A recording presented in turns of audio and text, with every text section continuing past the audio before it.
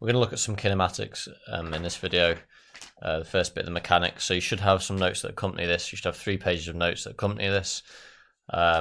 First page is quite important during the video. Then there's some derivation of formula, which I'd have a little look at. And then the very last page has got 5 formulas, so you want to have those formula alongside you when you're doing this.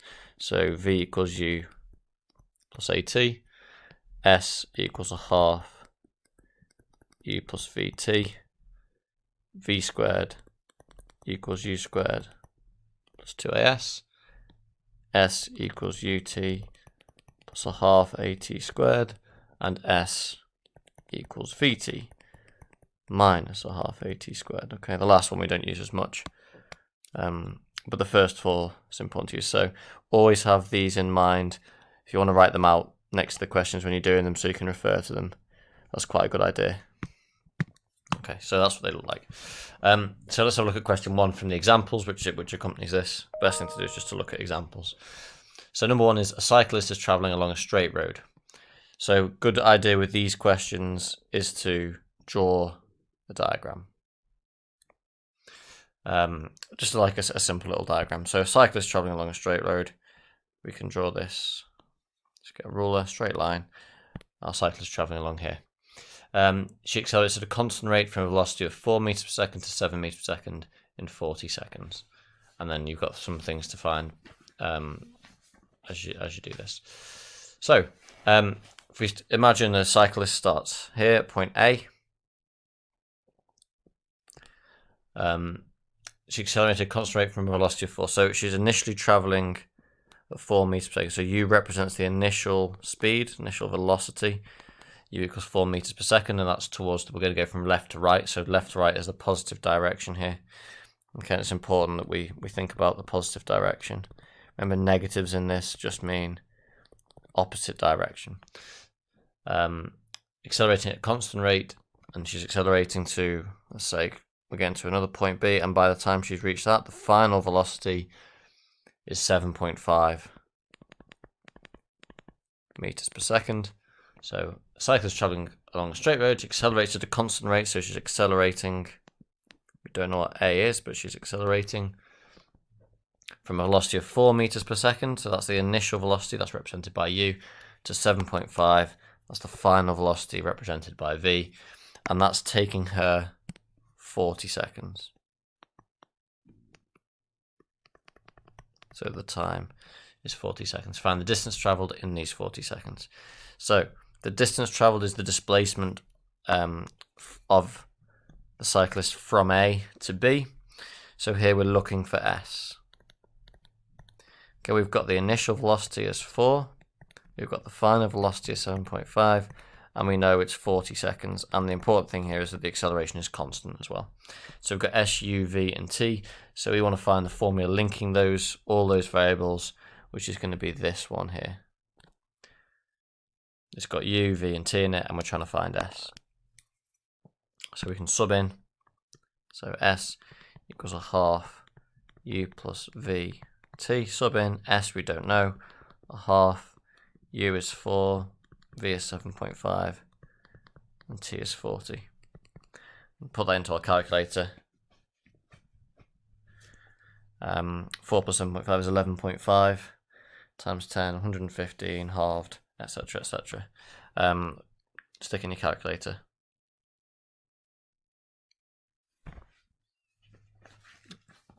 You should get your answer.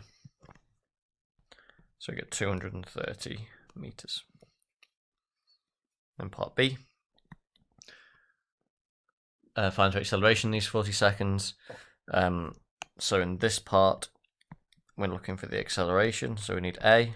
We've got U, we've got V, and then we can use S or we can use T. T is 40, so we can use V equals U plus AT, and then rearrange. V is 7.5, U is 4, A we don't know, T is 40, so 40A. Rearrange this, so 40A is 3.5, and then divide both sides by 40. So A is 0.0875. meters per second squared. And that's the acceleration of the cyclist. And that's part question 1. And question 2. So question 2 says, a particle moves in a straight line from a point A to a point B with constant deceleration 1.5 meters per second.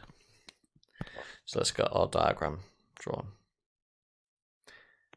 Again, remember, these formula all used with constant acceleration, so we're looking out for that in the question. So it's going from point A. So here's our particle at point A. Here's our particle at point B. In a straight line, and it's decelerating 1.5 meters per second. So again, if we take this direction as our positive direction, then if it's decelerating, okay, that it's traveling from A to B, so it's traveling in this direction. So that means acceleration will be minus 1.5. So all the minus 1.5 means is that the acceleration is actually happening in the opposite direction because it's actually decelerating. The velocity of the particle at A is 8, so initially it's 8 meters per second.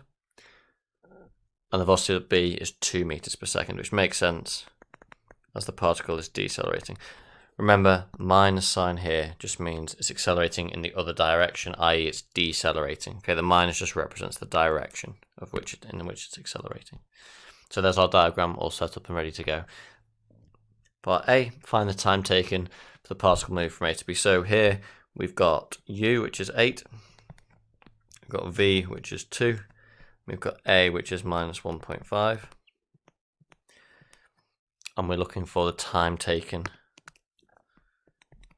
So we're looking for T. So again, we've got V, U, A, and T. So if we go back to our formula, V, U, A, and T is the top one. So we can use that. So I'll write that one down. So V equals U plus AT. Sub in, V is 2, U is 8, A is minus 1.5, and we don't know T. We can rearrange. So 1.5T is 6. Divide by 1.5 and you get T is 4 seconds. So it takes 4 seconds for this to happen. And the distance from A to B, again we've got the same values. We've got V, U, A.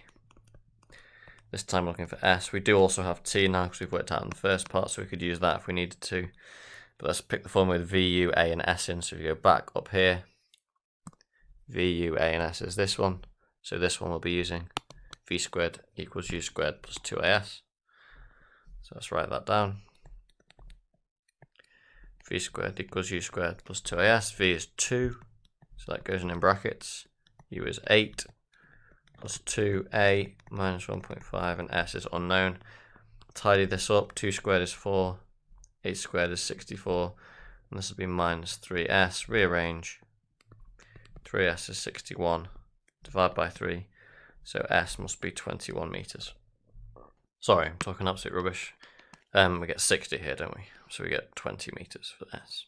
Okay, and there might be other formula you can use as well, but this is the one that we've decided to use here. So that's part B. Part C.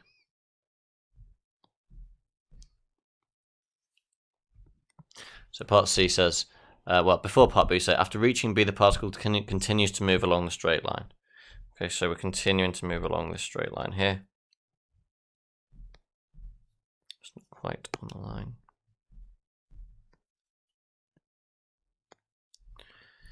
Okay, so we continue to move along with constant deceleration. So the acceleration is still minus 1.5 meters per second squared. The particle's at the point C 6 seconds after passing through A. So the particle's coming along here, passes through A, and then from here to when it reaches C, this here, this is 6 seconds.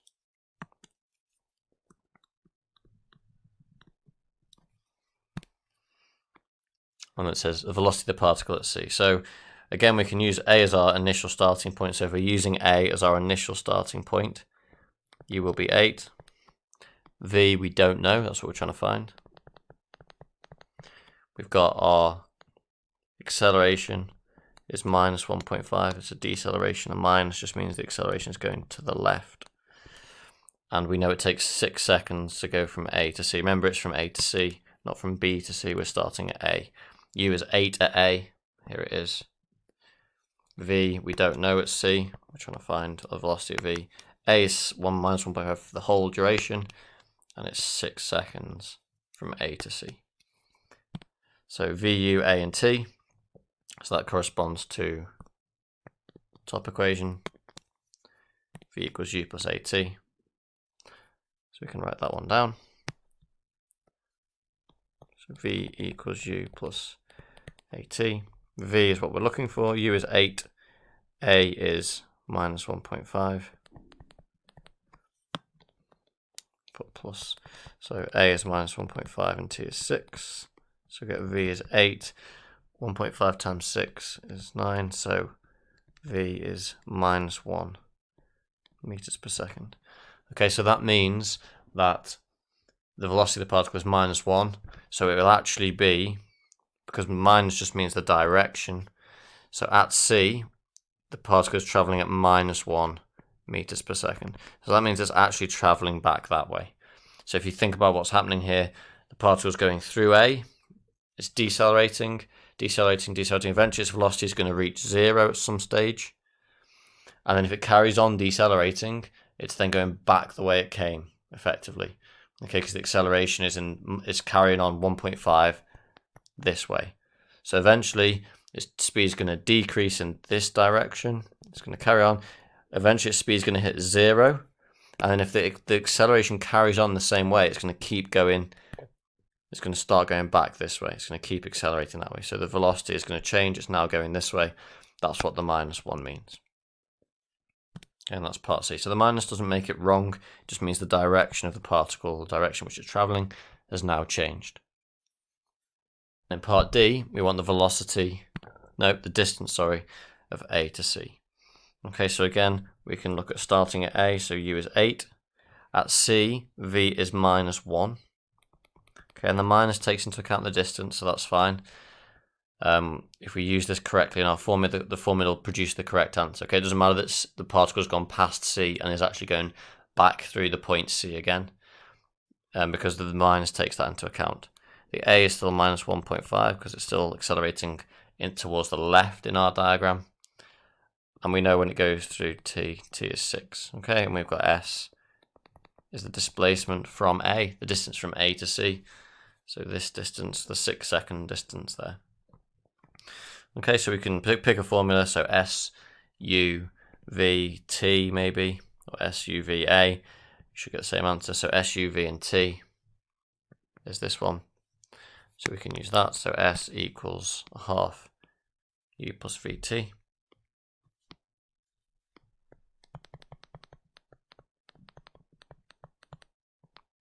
So S is a half 8 plus minus 1 times by 6. So we get a half times 7 times 6. So S is 21 meters. So that's our distance from A to C is 21 meters. Okay, don't be confused, or try not to be confused by the minus 1. If our velocity is minus 1, the negative is taken into account in all the calculations. There's questions 1 and 2 on kinematics. Check the next videos for the next examples.